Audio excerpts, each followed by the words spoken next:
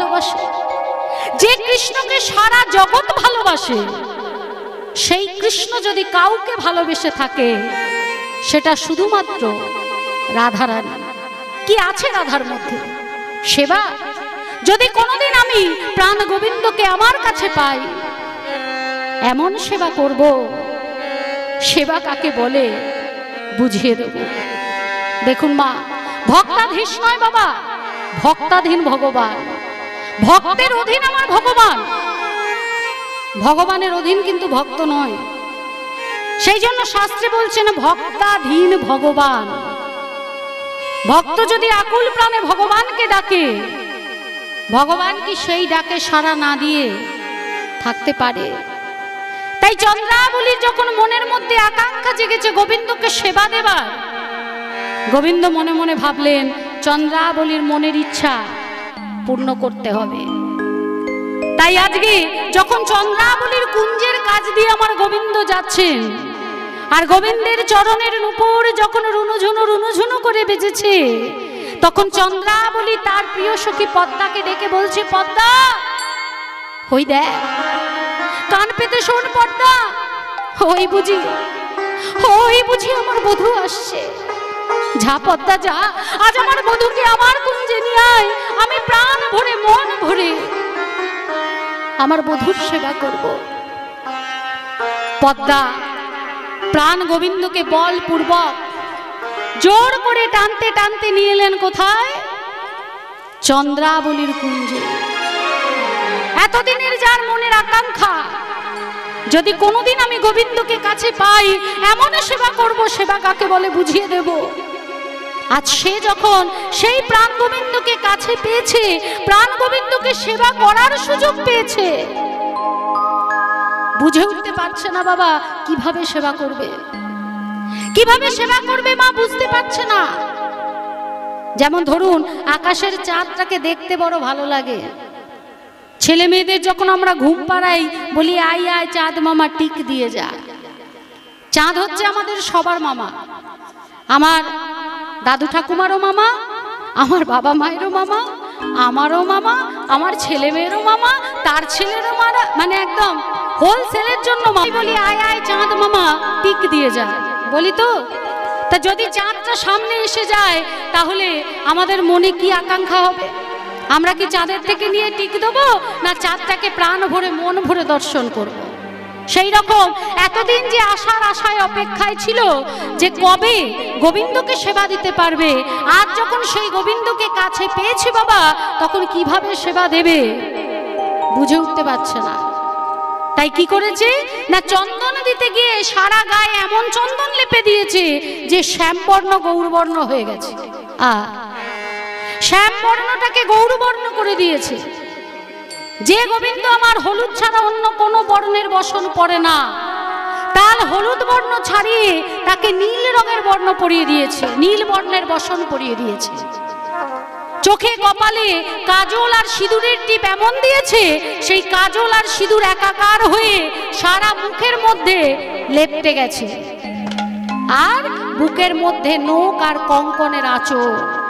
কিভাবে সেবা করছে বুঝে উঠতে পারছে না, আর সেবা করতে করতে ঘুমিয়ে পড়েছে। গোবিন্দ দেখলেন এই সুযোগ, চন্দ্রাবলী ঘুমিয়ে পড়েছে, আর ওদিকে রাধারানী নিশি জেগে আমার জন্য অপেক্ষা করছে। তাহলে এই মুহূর্তে আমাকে এই চন্দ্রাবলীর কুঞ্জ ছেড়ে রাধার কুঞ্জে চলে যেতে হবে। একদিকে লীলা, একদিকে কিন্তু জীব শিক্ষা। ভগবান যত লীলা করেছেন নিজেদের আনন্দ উপভোগের জন্য নয়, ভগবান লীলা করেছেন কেন না জীবকে শিক্ষা দেওয়ার জন্য। কি শিক্ষা দিলেন না, হে জীব, যদি তোমরা সাধন ভজন করতে করতে ঘুমিয়ে পড়ো, যতই আমায় ভালোবাসো, যত ভালো করে আমার সেবা দাও না কেন, তৎক্ষণাৎ আমি সেই স্থান ত্যাগ করি। যার জন্য দেখবেন যখন আমরা কীর্তন শুনতে বসি, যখন আমরা ভাগবত পাঠ শুনতে বসি, বা যারা গুরুদেবের কাছে দীক্ষা নিয়ে শিক্ষা নিয়ে হাতে জপের মালা করেন, সেই জপের মালা করি, বা যখন আমরা গ্রন্থ পড়ি, আমাদের কিন্তু ঘুম ধরে। ঘুমিয়ে পড়লে কি হয়, সেই কৃপাটা নষ্ট হয়ে যায়। কেন না, ভগবানের নাম শুনতে শুনতে সবাই কি হচ্ছে না, গোলকধাম প্রাপ্তি হচ্ছে। ভগবানের এই যে নাম, এই নামটার নাম হচ্ছে কি? অমৃত কথা। এই নামের নাম হচ্ছে অমৃত কথা। এই যে আপনারা শুনছেন, এটা হচ্ছে অমৃত কথা। আর এই অমৃত কথা শুনতে গেলে পাত্রটা সুন্দর হওয়া চাই। পাত্র যদি সুন্দর না হয়, তাহলে যতই অমৃত কথা শুনুন না কেন, কোনো লাভ হবে না। এই অমৃত কথা যে শোনে সে অমর হয়ে যায়। এই অমৃত কথা সবার প্রথম কে বলেছিলেন আর কে শুনেছিলেন? আমরা সাধারণত বলে থাকি যে বলেছিলেন সুখদেব গোস্বামী পাদ আর শুনেছিলেন মহারাজ পরীক্ষিত, কিন্তু প্রথম নয়। প্রথম এই অমৃত কথা বলেছিলেন স্বয়ং দেবাদিদেব মহাদেব, আর শুনেছিলেন কে? না মা পার্বতী। কিভাবে বললেন আর কিভাবে শুনলেন? একদিন ভোলানাথ তিনি কোনো একটা কাজে কৈলাসের বাইরে গেছেন, আর হরগৌরীর মধ্যে অশান্তি লাগাবার জন্য নানর ঋষি সেই স্থানে এসে উপস্থিত হয়েছে। এসে বলছে নারায়ণ নারায়ণ, হাজার চেষ্টা করেও হর পার্বতীর মধ্যে অশান্তি লাগাতে পারে না, তাই আজকে অশান্তিটা লাগিয়েই ছাড়বে। তা মামা হচ্ছে মহাদেব আর ভাগ্নে হচ্ছে নারদ। তা যেহেতু মহাদেব মামা, তাহলে পার্বতী, মা পার্বতী হচ্ছেন মামি। তা মামিকে প্রণাম জানিয়ে বলছে মামি, মামা নেই। তা মা পার্বতী বলছেন না ভাগ্নে, তোমার মামা একটা বিশেষ কাজে বাইরে গেছে। মনে মনে ভাবছে এই সুযোগ, আর এই সুযোগের হাতছাড়া করা যাবে না। দেখবেন সুযোগ সন্ধানী মানুষ চারিদিকে ঘুরফের করে, গুড়গুড় গুড়গুড় করছে। যদি কোনো কিছু একটা সুযোগ পায়, একেবারে সদ্ব্যবহার করে ছেড়ে দেয়। এরকম মানুষই আজকাল বেশি পাওয়া যায়। নিতাই গৌর হরিবল। তা বলছে যে আচ্ছা মামি, মামা তোমাকে সব কথা বলে?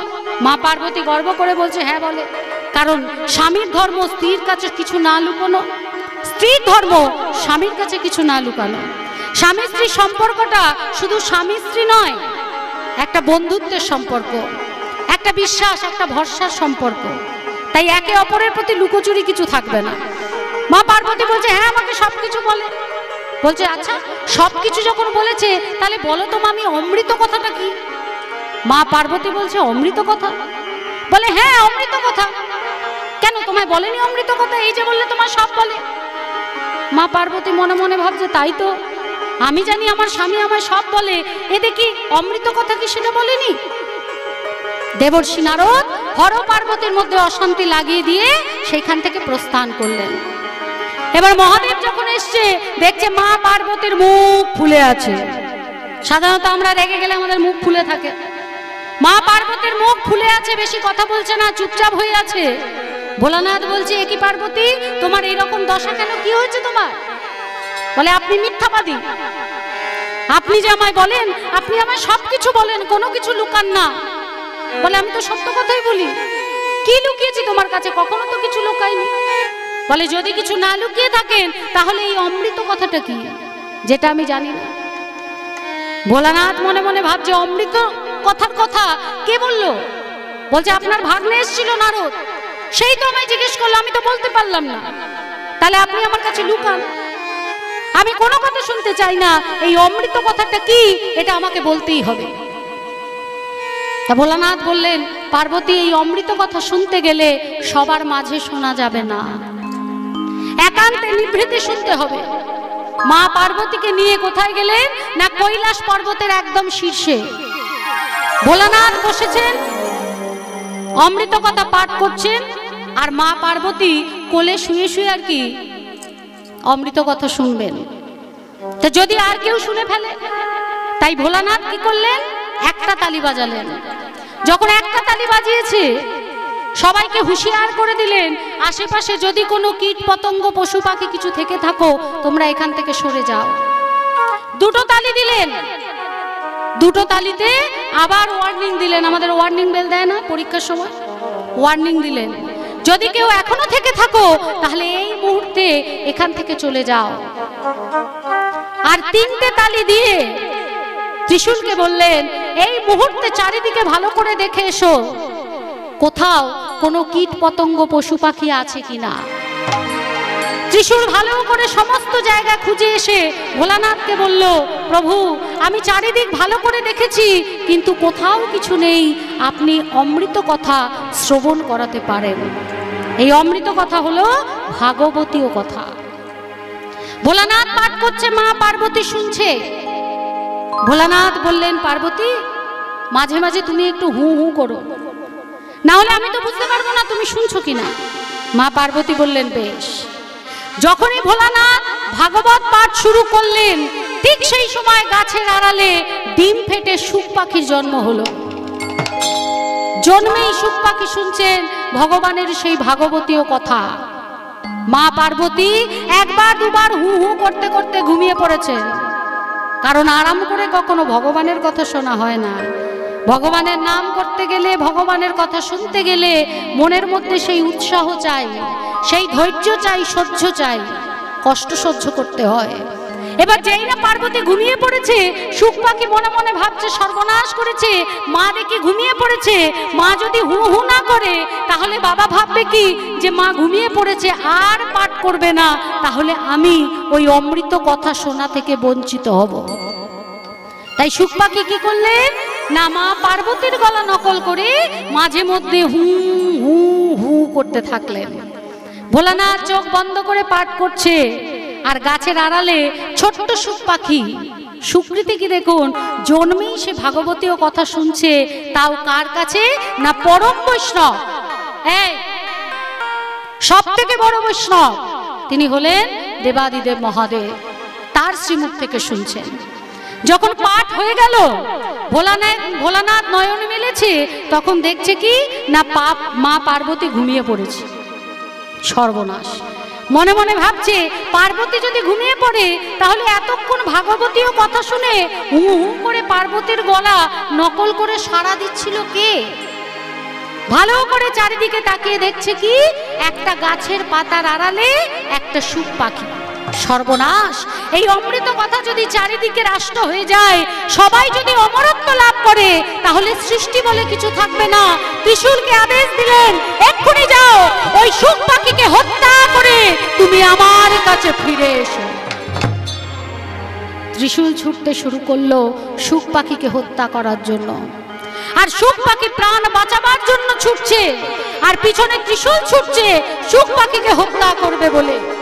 শুক পাখি মনে মনে ভাবছে যে আমি কোথায় গেলে আমার এই প্রাণটা বাঁচাতে পারি। ঠিক সেই সময় ব্যাসদেবের স্ত্রী হাই তুলছিলেন, আর যেই মুখটা হাঁ করেছে, শুক পাখি মনে মনে ভাবলেন এর থেকে নিরাপদ স্থান আর কিছু হতে পারে না। তাই মায়ের মুখের ভিতর দিয়ে মায়ের গর্ভের মধ্যে প্রবেশ করলেন, আর ত্রিশূল হত্যা করতে না পেরে মহাদেবের কাছে ছুটে এলো। এবার মহাদেব যখন ছুটে গেছেন হত্যা করবে বলে, সঙ্গে সঙ্গে ব্যাসদেব বললেন মাতৃগর্ভে যে সন্তান আছে সে নিরাপদ, এই জগতের কোনো শক্তি নেই তাকে এতটুকু আঘাত করবে, তাই তোমরা কোনোভাবে একে আঘাত করতে পারো না। ভোলানাথ বলছে বেশ, একে তো আমি হত্যা করবই। কতদিন থাকবে মাতৃগর্ভে? 10 মাস 10 দিন, 1 বছর। 1 বছর বাদে আমি আসবো, আর যখনই ও ভূমিষ্ঠ হবে তৎক্ষণাৎ আমার ত্রিশূলের দ্বারা ওকে আমি হত্যা করব। ভিতরে শুক পাখি বসে বলছে, ভোলানাথ তুমি শুনেছি কৃপাময় দয়াময়, একটু বেলপাতা আর গঙ্গা জল তোমার মাথায় দিলেই তুমি সবকিছু ভুলে যাও। হ্যাঁ, তা তোমার ভান্ডে এইটুকু কৃপা? মাত্র 1 বছর। আমাকে যদি মারতে হয় তোমাকে 1 বছর নয় 15 বছর অপেক্ষা করতে হবে। ভাবুন, 15 বছর মাতৃ জঠরে আশ্রয় নিয়ে আছে, সব থেকে নিরাপদ স্থান মাতৃ জঠর। মার সহ্য করতে পারে? সকল দেবদেবীরা এসে বলছে কে তুমি? মায়ের গর্ভে লুকিয়ে আছো, বাইরে এসো, প্রকট হও। কোনো সাড়া নেই। যখন স্বয়ং ভগবান এসে বললেন কে তুমি, কেন মাকে এত কষ্ট দিচ্ছ, প্রকট হও, বাইরে এসো, তখন ভেতর থেকে বলে উঠলেন আমি হলাম শুক। আমি যদি বাইরে আসি তৎক্ষণাৎ ভোলানাথের ত্রিশূল আমাকে হত্যা করবে। তাই আমি মাতৃ জঠরে নিরাপদে আছি।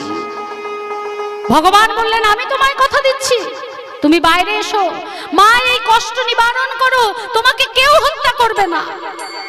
বললেন, বেশ, তাহলে আরো একটা কথা দিতে হবে, যখন আমি ভূমিষ্ঠ হব তখন এই পৃথিবী থেকে সকল মায়া তোমাকে হরণ করে নিতে হবে। নিতাই গৌর হরি বল হরি। কারণ আমি যদি এই মায়ার জগতে ভূমিষ্ঠ হই তবে ওই মায়ার বেড়া জালে আমি আবদ্ধ হয়ে যাব। আমি মায়ার বেড়া জালে আবদ্ধ হতে চাই না, তাই ওই মায়াটাকে হরণ করতে হবে। তুমি কথা দাও মায়া হরণ করবে, আমি মাতৃগর্ভ থেকে বাইরে আসছি। ভগবান বলছেন, মায়া তো হরণ করা যাবে না, মায়া হরণ করে নিলে সবাই তো ভগবানের ভক্ত হয়ে যাবে। তাহলে কে যাবে স্বর্গে, কে যাবে বৈকুণ্ঠপুরীতে, কে যাবে সাকেত ধামে, কে যাবে গোলক ধামে, কে যাবে নরকে? মায়া আমি হরণ করতে পারবো না। তবে আমি তোমায় কথা দিচ্ছি, যেই মুহূর্তে তুমি ভূমিষ্ঠ হবে সেই মুহূর্তটুকু আমি মায়া হরণ করে নেব। ভগবানের কথায় মাতৃ জঠর থেকে ভূমিষ্ঠ হলেন। 15 বছরের যুবা পুরুষ ভূমিষ্ঠ হওয়ার সঙ্গে সঙ্গে ঊর্ধ্বশ্বাসে ছুটে চলেছে, বড় বড় চোখ, হাতে নখ, ঊর্ধ্বশ্বাসে ছুটে চলেছে, আর পিছনে ব্যাসদেব ছুটছে, আমার পুত্র ভূমিষ্ঠ হয়ে কোথায় গেল? কিছু গোপীরা স্নান করছিলেন, তাদের সামনে দিয়ে সুখদেব চলে গেল, তারা কিন্তু নিজেদের লজ্জা ঢাকলেন না। কিন্তু যখনই ব্যাসদেবকে দেখলেন তারা তাড়াতাড়ি করে নিজেদের লজ্জা ঢাকছেন বসনের আড়ালে। ব্যাসদেব বলছেন, আমার ছেলে যুবা পুরুষ, তাকে দেখে তোমাদের লজ্জা করলো না, আর আমি একজন বৃদ্ধ মানুষ, আমাকে দেখে তোমাদের লজ্জা। তারা বলে উঠলেন, প্রভু, আপনার ছেলে যুবা পুরুষ হলেও ও একদম শিশু। একটা ছোট্ট শিশুর কাছে যেমন তার মায়ের কোনো লাজ লজ্জা থাকে না, ঠিক সেমনি আপনার ছেলের কাছেও আমাদের লজ্জা নেই। কারণ মায়ার বেড়া জালে আবদ্ধ নয়, কিন্তু আপনি তো মায়ার বেড়া জালে আবদ্ধ। তাই আমরা নিজেদের লজ্জা নিবারণ করার জন্য বসনের আড়ালে লুকিয়েছি। নিতাই গৌর হরি বল। তা সেই মহারাজ পরীক্ষিত, যার 7 দিন মাত্র আয়ু ছিল, তক্ষক দংশনে মৃত্যু হবে। শুধু মহারাজ পরীক্ষিত নয়, আমাদেরও আয়ু 7 দিন, প্রত্যেকের আয়ু 7 দিন। রবি, সোম, মঙ্গল, বুধ, বৃহস্পতি, শুক্র, শনি, এই যে 7টা দিন, এই 7 দিনের মধ্যেই আমাদের যেতে হবে। সেটা এই মুহূর্তেও হতে পারে, 1 বছরও হতে পারে, 10 বছরও হতে পারে, 50 বছরও হতে পারে, কেউ আবার সেঞ্চুরিও করতে পারে, কিন্তু যেতে হবে এই রবি থেকে সোমের মধ্যে, তার আগে পরে যাওয়ার উপায় নেই। তা তখন সুখদেব গোস্বামী পাল মহারাজ পরীক্ষিত এবং 60,000 মুনি ঋষিকে এই ভাগবত পাঠ করে শুনিয়েছিলেন। আর আমার রাধারানী ক্ষোভ, দুঃখ, কষ্ট, অভিমান সবটা গিয়ে পড়লো আমার গোবিন্দের উপর। বক্ষ মাঝে আঁকছে পড়ে বলছে, ছি ছি বধূ ছি, আমাকে সংকেত করে কুঞ্জ সাজাতে বললে, আমি কুঞ্জ সাজালাম। নিশীথে আসবে বললে, আমি অপেক্ষা করে বসে রইলাম। আর তুমি আমার কুঞ্জে না এসে চন্দ্রাবলীর কুঞ্জে গেলে, আর নিশি প্রভাত হওয়ার আগে যদিও বাইলে, বানিয়ে বানিয়ে আমাকে এত মিথ্যা বললে। আমি যে মিথ্যা সহ্য করতে পারি না বধূ। এই মুহূর্তে তুমি আমার চোখের সামনে থেকে দূর হয়ে যাও। ওই কালো মুখ আমি আর দেখবো না, ওই কালো মুখ আমি আর দেখতে চাই না। তুমি দূর হয়ে যাও আমার চোখের সামনে।